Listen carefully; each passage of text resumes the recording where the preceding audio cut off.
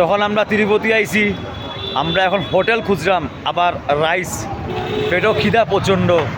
আগে ভাত খাই, তারপরে গিয়া কীরকম কিতা সিস্টেম তিরুমাল্লা যাওয়ার তোমরা লোকে শেয়ার করলাম। আগে খাইলেই পেটও খিদা আমরা সবের কিতা দেখি। এই দেখো রেস্টুরেন্টের মানে প্লেন রাইস 60 রুপিস একজন মানুষ খাইতে পারবো। ওকে ওকে। আর পনির আছে 120 টাকা 130 টাকা।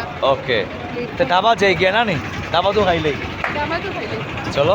আমরা চুজ করছি এটা পাঞ্জাবি ধাবা, এটা গিয়া এখন খাইমু। এই হলো রেস্টুরেন্টটা। এখানে গতবারও আমরা খাইছিলাম, যেহেতু 1 বছর আগেও আমি আইয়া গেছি, তিরুপতি দর্শন করিয়া গেছি। দেখো মেনু ঠিক করো কিতা খাইতে।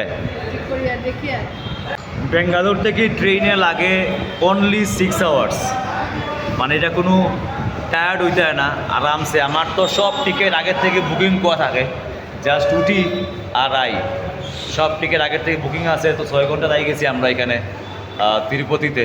এখন দেখি সিস্টেমটা কীরকম, কতবার সিস্টেম আসলে। আমরা সকাল সকাল লাইনে দাঁড়াইছি, টোকেন নিছি, তারপর এই দিনও দর্শন হয়ে গেছে।